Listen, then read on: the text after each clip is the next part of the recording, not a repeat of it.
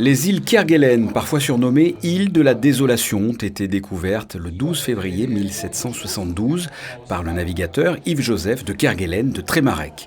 Elles sont restées, malgré quelques tentatives de colonisation, dépourvues d'habitants permanents. Cet archipel volcanique se situe au sud de l'océan Indien, à plus de 3000 km de la Réunion, qui est la terre habitée la plus proche.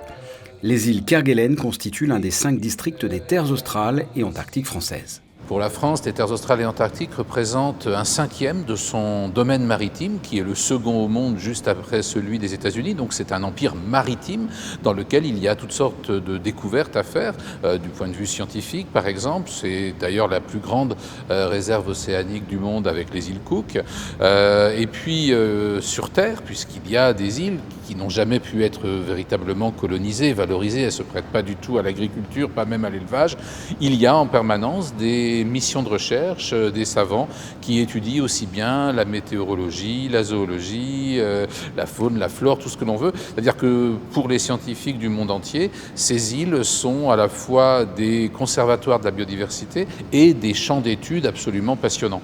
L'archipel de Kerguelen est composé d'une île principale et de plus de 300 îlots satellites, représentant une superficie de 7215 km².